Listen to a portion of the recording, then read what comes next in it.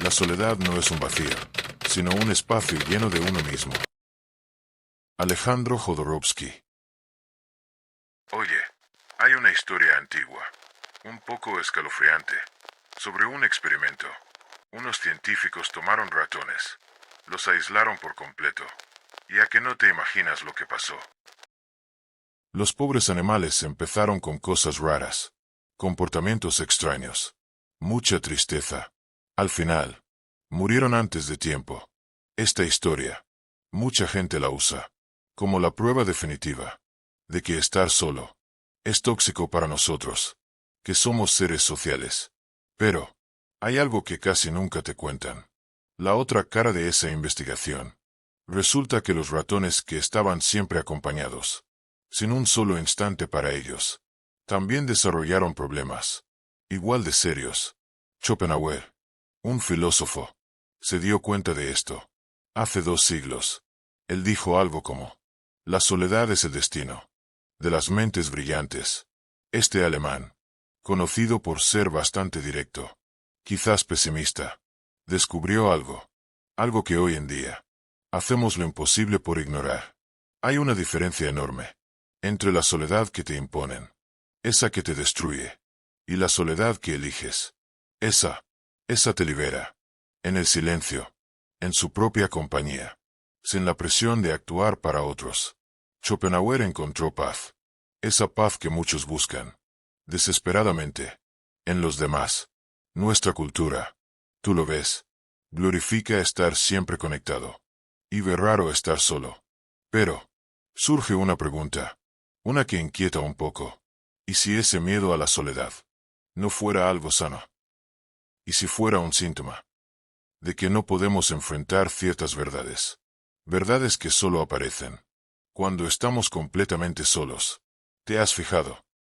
¿Cuánta gente prefiere aguantar una compañía que no le hace bien, antes que pasar una noche a solas? Mira las calles. Un viernes por la noche. Bares llenos. Ruido. Muchos parecen incómodos. Pero ahí están. Prefieren eso al silencio de su casa vacía. Esto dice mucho sobre cómo nos llevamos con la soledad. Schopenhauer lo vio claro. Ese rechazo a estar solo es síntoma de un vacío muy dentro. Él escribió que la mayoría de la gente es tan pobre por dentro que no le importa la calidad de la compañía, mientras tenga alguna. Duro, ¿verdad? Pero te hace pensar. Muchas veces no buscamos conectar de verdad. Buscamos escapar de nosotros mismos. El filósofo alemán dijo lo que la psicología de hoy confirma. Esa incapacidad de estar contigo mismo, a solas, a menudo esconde un miedo a confrontar pensamientos, emociones, verdades personales que solo surgen en el silencio, en tu vida, en mi vida. Se ve en esa inquietud, cuando no tienes el móvil a mano, esa necesidad de encender la tele. Apenas entras en casa y no hay nadie. Esa sensación rara, cuando todo el ruido de fuera se apaga. Esta huida constante tiene su lógica evolutiva. Claro, como especie social, nuestro cerebro aprendió a temer el aislamiento. Imagínate, en la sabana, hace miles de años, quedarte fuera del grupo era casi una sentencia de muerte. Pero Schopenhauer dice que en nuestros tiempos, ese instinto social, tan sano, se ha vuelto una enfermedad. La incapacidad total de soportar nuestro propio ser. Cuanto más tiene un hombre en sí mismo, escribió, menos necesita del mundo exterior. Piénsalo. Quizás ese rechazo a la soledad mide lo poco que tenemos dentro. La gente que no aguanta su propio silencio, a menudo, es la que menos ha cultivado su mente, su espíritu. Los mecanismos de esa huida son interesantes. Cuando estás solo, te enfrentas a lo que un psicoanalista, Winnicott, llamó la capacidad de estar solo. Es algo que se aprende de niño, y muchos adultos nunca llegan a dominarlo del todo. Sin distracciones fuera, surgen preguntas incómodas, existenciales. ¿Quién soy yo cuando nadie me mira? ¿Qué quiero de verdad en la vida? ¿Este camino que sigo de verdad refleja mis valores más profundos? Para muchos, estas preguntas son demasiado, porque las respuestas podrían mover los cimientos de esa identidad que hemos construido para los demás. Es más fácil buscar el próximo encuentro, la próxima relación, la fiesta, cualquier cosa, para callar esa voz interior, la que cuestiona nuestras decisiones. Y así, caemos en la trampa que vio Schopenhauer. Confundimos el ajetreo social con conexión de verdad, el ruido con significado, la aprobación de fuera con valor propio. La soledad, dijo él, es el terreno donde nace el genio, el estado natural, de quien tiene un intelecto que destaca. Sin esos ratos de aislamiento voluntario, es casi imposible desarrollar un pensamiento original, un autoconocimiento real, una verdadera autonomía. El primer paso para salir de esta trampa es reconocer el patrón en tu propia vida. Date cuenta cuando te surge ese impulso de huir de la soledad. Observa esa ansiedad que aparece cuando el ruido de fuera se detiene. Justo ahí, en ese punto incómodo, empieza el crecimiento. No cuando cedes al impulso de buscar distracción, sino cuando te quedas con la compañía incómoda de ti mismo. Piensa en Thoreau. Dejó todo. Se fue a vivir solo, cerca de un lago. O Tesla. Pasaba horas y horas, casi siempre solo, y revolucionó cómo entendemos la electricidad. Newton. Él desarrolló sus teorías más importantes durante un encierro, cuando la universidad cerró por la peste. El patrón está ahí. Es claro. Las transformaciones profundas, personales, intelectuales, no suelen ocurrir entre el bullicio social, sino en la calma de la soledad elegida. Schopenhauer vio este patrón a lo largo de la historia, y lo dijo en su filosofía, con una claridad que asusta. Casi todos nuestros males, escribió, vienen de no saber estar solos. Esto desafía totalmente lo que nos dicen hoy, que la soledad es mala, y estar siempre conectado es lo mejor. Lo que rara vez te cuentan es como la soledad activa en tu cerebro un modo diferente. Cuando estamos siempre socializando, funcionamos con lo que los neurocientíficos llaman la red de modo predeterminado social. Son circuitos cerebrales optimizados para movernos en las interacciones humanas. Este modo favorece que nos adaptemos, que seamos sensibles a las jerarquías, y que nos preocupemos mucho por la impresión que damos. En cambio, los periodos largos de soledad activan otras redes neuronales, como el modo de atención enfocada y la red orientada a tareas. En estos estados mentales, la información se integra más profundamente. Surgen conexiones creativas, ideas que parecían imposibles. El pensamiento se escapa de los patrones sociales que dominan nuestro día a día. Investigaciones recientes en psicología lo confirman. Lo que Schopenhauer intuyó, el aislamiento voluntario, ayuda a procesar emociones complejas, a consolidar recuerdos importantes y a reestructurar creencias que tenemos muy arraigadas. Gregory Fast, un investigador de la creatividad, documentó cómo la soledad se relaciona con un pensamiento más original y con independencia intelectual. Esta capacidad transformadora de la soledad sigue bastante ignorada en nuestra cultura, que mide el valor social por cuántos contactos tienes, cuántos seguidores, cuánto engagement. Como Schopenhauer dijo, con ironía, la compañía que un hombre mantiene suele ser la mejor medida de su valor. Aquellos que encuentran alegría en su propia compañía raramente sienten la necesidad de sacrificar sus valores, sus verdades, para que los demás los aprueben. La distinción clave que hace Schopenhauer, y que a menudo se olvida, es entre la soledad impuesta y la soledad elegida. La primera, sin duda, causa sufrimiento. La segunda, ofrece un potencial liberador que casi nadie reconoce. Estar consigo mismo, tenerse a uno mismo como compañía, dialogar con uno mismo, escribió él, es un privilegio del hombre instruido. Esta capacidad para la soledad voluntaria lejos de ser una enfermedad. Es una parte esencial de la madurez psicológica.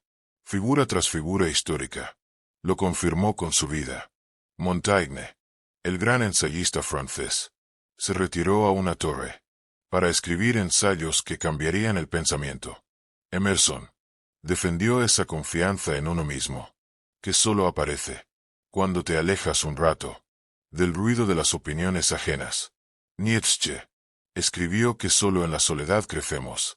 Mientras vivía aislado en las montañas suizas, la sabiduría olvidada que estos pensadores comparten es simple y profunda.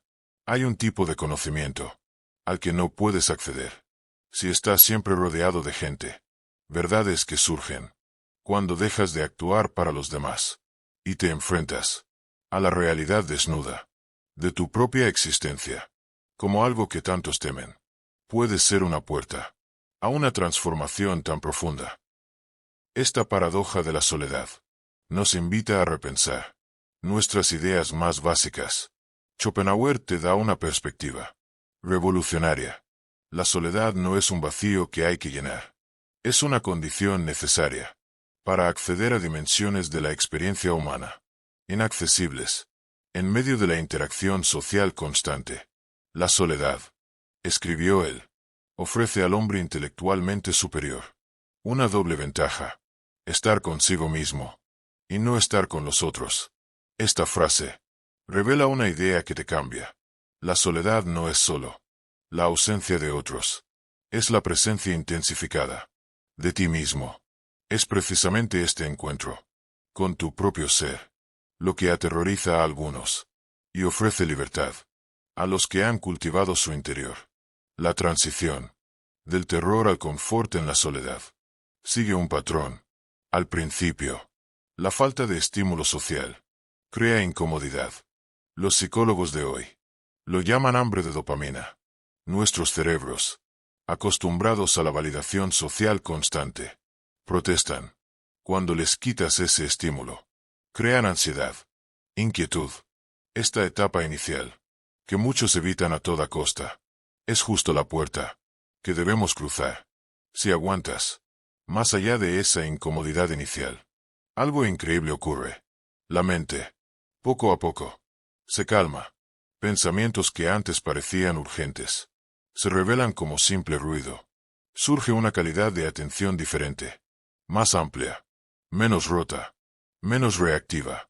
Muchos que meditan reconocerán esta transición. Es la base de su práctica.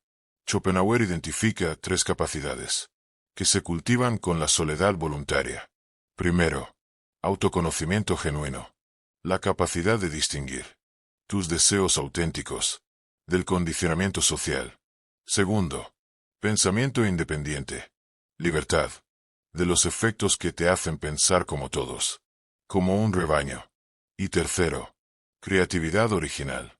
La capacidad de combinar ideas de formas que van más allá de lo convencional. La neurociencia actual confirma estas observaciones. El estado de red predeterminada, un modo cerebral que se activa cuando no estamos enfocados en tareas de fuera, se accede más plenamente durante periodos de soledad tranquila. En este estado, se procesan experiencias emocionales, se consolidan recuerdos importantes y surgen ideas creativas, inesperadas. La práctica de la soledad transformadora puede cultivarse, paso a paso. Al principio, pequeños ratos de aislamiento voluntario, quizás solo 1 hora, sin aparatos electrónicos, sin distracciones sociales.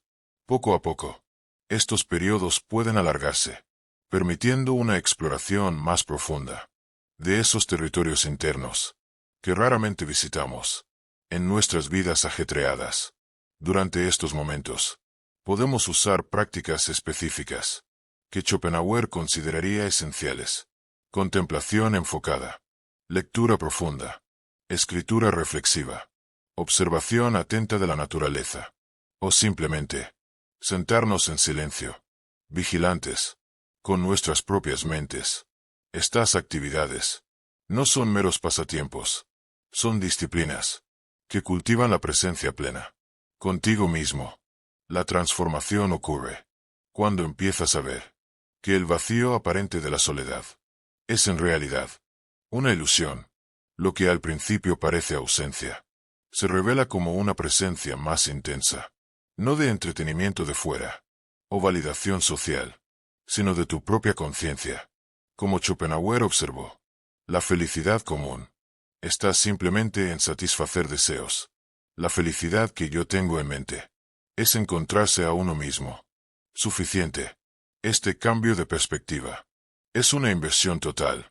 En vez de ver la soledad como algo a tolerar cuando no hay más remedio, podemos reconocerla como una práctica esencial para el desarrollo humano pleno, tan importante como el ejercicio físico o la buena alimentación. En 2016, unos investigadores de la Universidad de Virginia hicieron un experimento revelador. Dejaron a los participantes en una sala vacía durante 15 minutos. La única opción de estímulo externo era un botón que administraba descargas eléctricas dolorosas. Sorprendentemente, el 67% de los hombres y el 25% de las mujeres eligieron darse dolor físico a sí mismos antes que enfrentar sus propios pensamientos. En silencio, este estudio, tan perturbador, muestra una verdad que Schopenhauer identificó hace 2 siglos. Los hombres comunes piensan simplemente en cómo pasar el tiempo. Quien tiene algún talento piensa en cómo utilizarlo. Nuestra cultura actual ha llevado el miedo a la soledad a niveles nunca vistos. El smartphone se revisa en promedio 96 veces al día, más o menos, una vez cada 10 minutos, que estamos despiertos. Las aplicaciones están diseñadas específicamente para explotar esas debilidades psicológicas que nos mantienen enganchados, sin parar, notificaciones que no cesan, algoritmos de recompensa variable, métricas sociales que lo miden todo, crean ciclos de dependencia que hacen que los momentos de soledad real sean cada vez más raros. El coste de este ruido perpetuo casi nunca se discute con honestidad. Como Schopenhauer observó, el ruido es una tortura para las mentes intelectuales. Esto no es solo una preferencia personal, es el reflejo de una realidad neurológica. La atención constante a estímulos externos impide procesos mentales cruciales que solo ocurren en estados de relativa calma. La ciencia cognitiva de hoy identifica un fenómeno llamado sobrecarga cognitiva, un estado en el cual la mente, bombardeada por demasiados estímulos, se vuelve cada vez menos capaz de procesar información con profundidad. Las decisiones se vuelven más impulsivas, el pensamiento crítico disminuye, y la capacidad para reflexionar de verdad se deteriora. Este estado, ahora crónico para muchos, era precisamente lo que Schopenhauer veía como lo opuesto a una vida contemplativa. El coste social es igual de importante. Psicólogos como Serry Turkle documentan cómo la conexión digital constante a menudo esconde un aislamiento existencial más profundo. Muchas interacciones superficiales sustituyen poco a poco a unas pocas conexiones profundas. La capacidad para la atención sostenida, necesaria para la empatía real, disminuye, mientras la apariencia de sociabilidad aumenta. Quizás el precio más oculto sea lo que Schopenhauer llamaría conformidad intelectual, la tendencia de las mentes, constantemente expuestas a otras, a perder la capacidad para el pensamiento verdaderamente independiente. Leer los pensamientos de otros, advirtió él, es simplemente un sustituto de pensar por ti mismo. Hoy, esa dinámica se intensifica exponencialmente. Consumimos sin parar opiniones ajenas, mientras raramente desarrollamos las nuestras. A través de la reflexión sostenida, a nivel personal, esta conectividad perpetua crea lo que los psicólogos llaman un yo performativo, una identidad construida, principalmente para el consumo externo, a menudo, a costa de la autenticidad interna. Como Schopenhauer observó, con agudeza. Casi todos nuestros males vienen de nunca poder estar solos. La incapacidad de tolerar los propios pensamientos, inevitablemente, lleva a una vida dirigida, principalmente por influencias externas, en vez de por valores internos. La tecnología moderna, lejos de resolver este problema, a menudo lo empeora. Aparatos que prometen conectividad sin precedentes, muchas veces crean lo que el filósofo Byung-Chul Lean llama un enjambre digital, un estado de hiperconectividad, que paradójicamente intensifica el aislamiento existencial, mientras elimina espacios de verdadera reflexión. Schopenhauer te ofrece una perspectiva radicalmente opuesta a las normas sociales de hoy. Un hombre solo puede ser completamente el mismo, mientras está solo. ¿Quién no ama la soledad? No ama la libertad, pues solamente cuando está solo es que se está libre. Esta libertad, no solo de interferencias de fuera, sino para cultivar una auténtica vida interior, se vuelve cada vez más rara. Precisamente, cuando más necesaria es. Te invito a implementar este simple experimento. Por una semana entera, dedica 1 hora al día a la soledad completa, sin aparatos, sin libros, sin distracciones. Solo tú y tus pensamientos. Para muchos, este ejercicio, aparentemente simple, provoca ansiedad inmediata, un síntoma que revela cuánto hemos perdido la capacidad básica de simplemente estar con nosotros mismos. Schopenhauer no solo defendía la soledad en teoría, la practicaba, con diligencia. Su propia rutina diaria incluía largos periodos dedicados a la contemplación solitaria, lectura profunda y caminatas sin compañía. Estas no eran para él simples preferencias personales, sino disciplinas esenciales para el desarrollo intelectual y espiritual. La soledad, escribió él, es el estado permanente de todos aquellos cuyos espíritus son libres. Iniciar esta práctica transformadora requiere un enfoque gradual y estructurado. Empieza con periodos breves, quizás apenas 15 minutos diarios, de soledad genuina, sin ninguna distracción externa. Observa la resistencia inicial, la inquietud, el impulso de revisar el móvil, la búsqueda de estimulación. Esta fase inicial incómoda es precisamente el umbral que debemos atravesar. La práctica que Schopenhauer llamaría diálogo interior representa una segunda etapa crucial. Aquí, no solo toleramos el silencio, sino que activamente nos involucramos con nuestros propios pensamientos. Esto puede ser escribir en un diario sin estructura, simplemente registrar el flujo de conciencia, sin juicio ni edición. Este proceso a menudo revela patrones cognitivos y emocionales ocultos cuando estamos en constante estado de distracción externa. Las caminatas contemplativas representan otra práctica históricamente valorada por filósofos, desde Aristóteles hasta Kant. Caminar solo, en un ambiente natural, sin música ni podcast, permite un tipo específico de pensamiento asociativo, que difiere significativamente del pensamiento analítico dirigido. Estudios cognitivos modernos confirman que el movimiento físico, combinado con atención no dirigida, a menudo cataliza ideas creativas, inaccesibles en estados mentales más estructurados. La práctica de la lectura profunda, inmersión sostenida, en textos complejos, sin distracciones, constituye otro ejercicio de soledad intencional, diferente del escaneo superficial, que caracteriza el consumo típico de contenido digital. La lectura profunda activa redes neuronales asociadas con el pensamiento crítico, la empatía y la autoconciencia. Schopenhauer consideraba esta forma de conectar con mentes del pasado, no como una huida de la soledad, sino como su expresión más refinada. Para aquellos con inclinación artística, periodos regulares de creación solitaria, ya sea escritura, música o artes visuales, ofrecen otro portal para cultivar una vida interior vibrante. La expresión creativa, sin preocupación inmediata por el juicio externo, desarrolla lo que Schopenhauer llamaría individualidad intelectual, la capacidad de percibir y articular la realidad a través de una perspectiva genuinamente única. La práctica de la autoobservación atenta, similar a formas laicas de meditación mindfulness, representa quizás el ejercicio más fundamental de la soledad transformadora.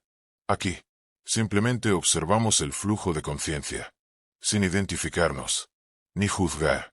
Esta práctica cultiva lo que los psicólogos contemporáneos llaman metacognición, la capacidad de observar nuestros propios procesos mentales con claridad creciente.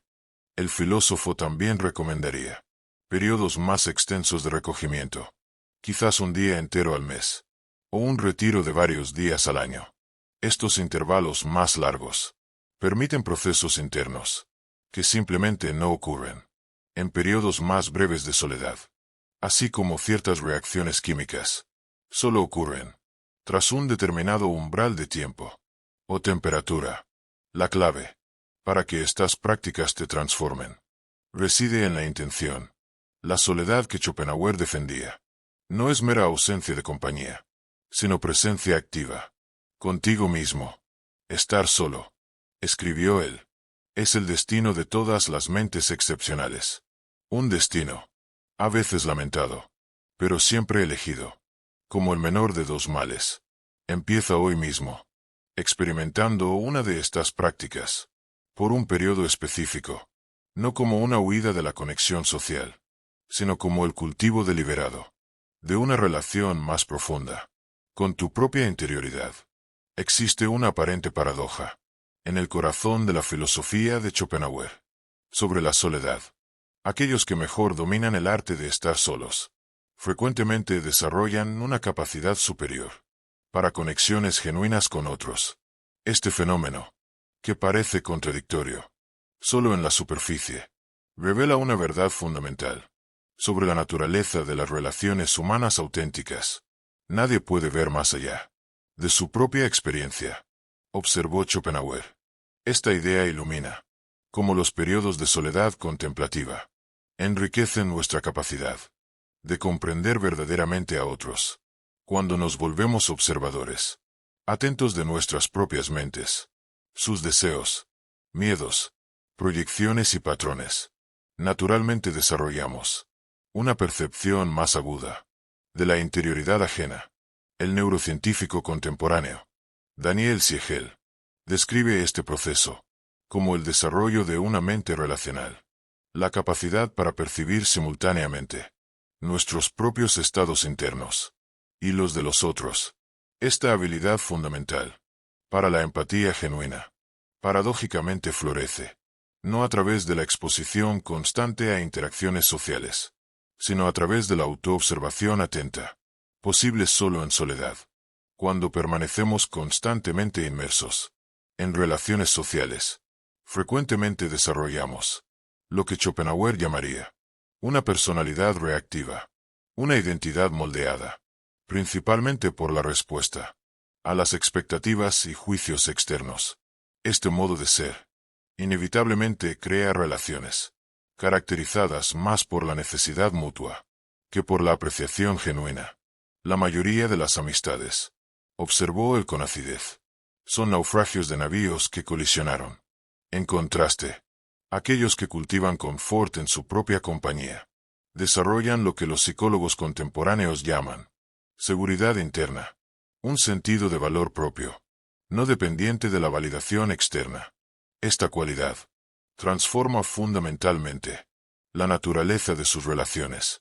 Como Schopenhauer notó, ordinariamente, el hombre coloca su felicidad en la relación con los otros.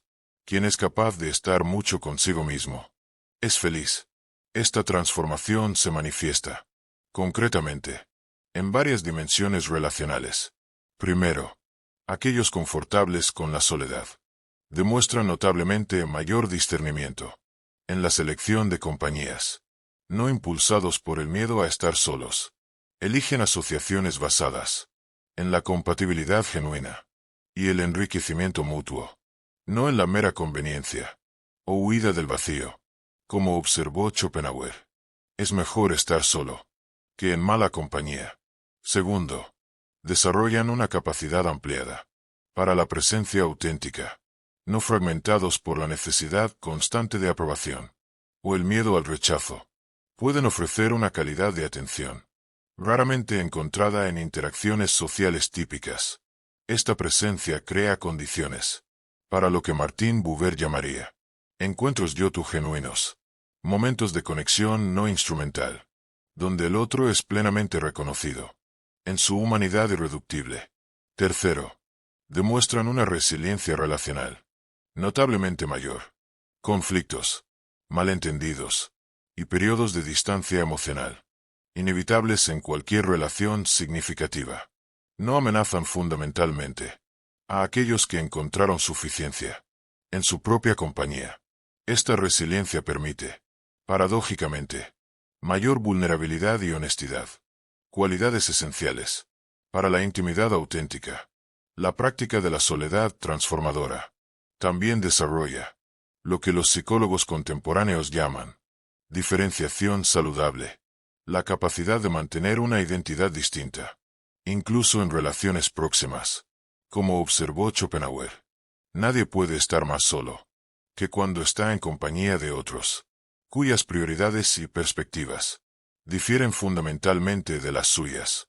Esta diferenciación, lejos de impedir la conexión, posibilita encuentros entre individuos genuinamente completos, no fragmentos buscando complementación.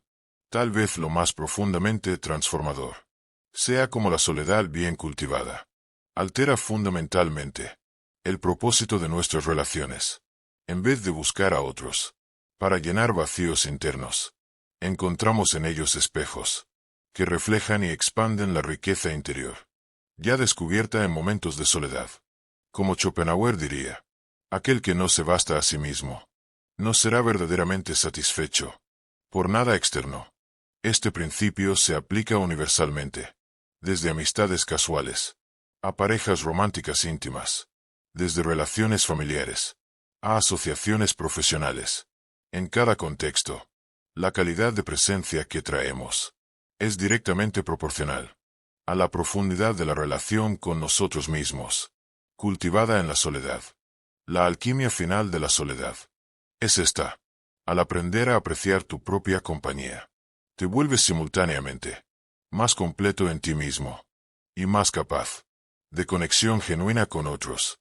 Como Schopenhauer observó, la soledad ofrece al hombre espiritualmente superior dos ventajas: estar consigo mismo y no estar con otros. Y de estas ventajas florece una capacidad transformada para encuentros humanos auténticos. Ahora que conoces la paradoja transformadora de la soledad, la pregunta crucial es: ¿continuarás huyendo desesperadamente de tu propia compañía? ¿O comenzarás a cultivar el arte de la soledad, que puede revolucionar tu vida interior y todas tus relaciones? Antes de terminar, piénsalo. ¿Qué práctica específica de soledad intencional podrías implementar aún esta semana para iniciar esta transformación? Si este conocimiento resonó profundamente en ti, escribe en los comentarios, solo pero completo. Comparte este video con alguien que necesita esta reflexión. Deja tu me gusta y suscríbete para recibir más contenidos como este.